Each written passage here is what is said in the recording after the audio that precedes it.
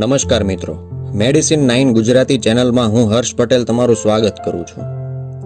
હાથની હથેળીમાંથી ચામડી નીકળવી અને ખંજવાળ આવવી તેને સ્કિન પીલિંગ પણ કહેવાય. આ સમસ્યાને રોકવા માટે શું કરવું જોઈએ તેના વિશે આ વિડીયોમાં જાણીશું. સૌથી પહેલું જાણી લો કે હાથની ચામડી નીકળવી એ કોઈ ગંભીર રોગ નથી. આ વસ્તુ કયા કારણે થાય છે તે જાણવું જરૂરી છે. હાથની હથેળીમાંથી ચામડી નીકળવાના મુખ્ય 3 કારણો હોઈ શકે છે: વિટામિનની ખામી, વાતાવરણમાં થતો ફેરફાર અને ફંગલ ઇન્ફેક્શન અથવા તો એલર્જીક રિએક્શન. વિડીયોના અંતમાં એક ક્રીમ વિશે પણ વાત કરીશું, એટલે વિડીયોને અંત સુધી જરૂર જોજો.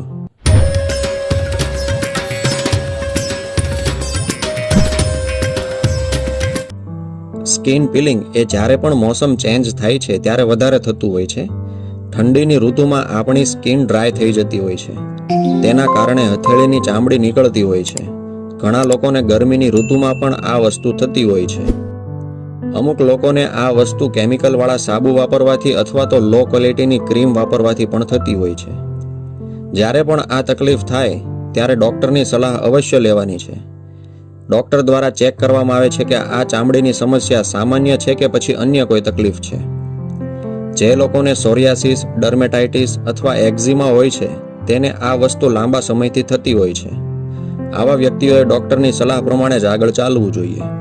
દોસ્તો, જે લોકોને સ્કિન પીલિંગની સમસ્યા હોય તેવા લોકોએ ઘરે શું કાળજી રાખવાની છે તેના વિશે જાણી લઈએ. તો સૌથી પહેલાં તમે કરી શકો છો કે એક પહોળા પાત્રમાં ગરમ હૂંફાળું પાણી લેવાનું છે. તેની અંદર થોડું મીઠું અને લીંબુ નાખી દેવાનું છે અને બંને હાથને તેની અંદર બોળી દેવાના છે. 10 થી 15 મિનિટ સુધી ડૂબાડીને રાખવાના છે. આ પ્રયોગ કરવાથી હથેળીની વધારાની ચામડી નીકળી જાય છે, દર્દ પણ થતો નથી. બીજો ઉપાય કરી શકો છો કે વિટામિન ઈની કેપ્સ્યુલ મેડિકલ સ્ટોરથી લઈ આવવાની છે અને તેનું તેલ બંને હાથની હથેળી ઉપર લગાડવાનું છે, માલિશ કરવાનું છે.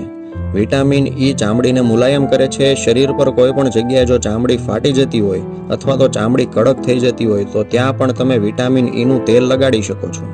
વિટામિન ઈ લગાવતા પહેલા હથેળીને 5 મિનિટ ગરમ પાણીમાં તમે બોળીને રાખી શકો છો, જેનાથી ફાયદો સારો મળે છે. ત્રીજો ઉપાય છે કાકડીના મોટા ગોળ ટુકડા કરીને તેને ફાટેલા ભાગ ઉપર લગાવવામાં આવે તો આરામ મળી શકે છે. કાકડીની અંદર વિટામિન સી અને પાણીનો ભાગ વધારે હોય છે. કાકડીની સ્લાઇસને હથેળી પર કે અન્ય કોઈ ફાટેલી જગ્યા ઉપર 10 થી 15 મિનિટ રાખવામાં આવે તો ફાયદો મળી શકે છે. આ ઉપાય દિવસમાં 2 વખત કરવાનો છે અને અઠવાડિયામાં 5 દિવસ કરવો જોઈએ. ચોથો ઉપાય છે સવારમાં નહાયા પછી નારિયેળના તેલને ચામડી પર માલિશ કરવાનું છે. શિયાળામાં નારિયેળના તેલને ચામડી પર માલિશ કરવામાં આવે તો ખૂબ જ ફાયદો મળે છે.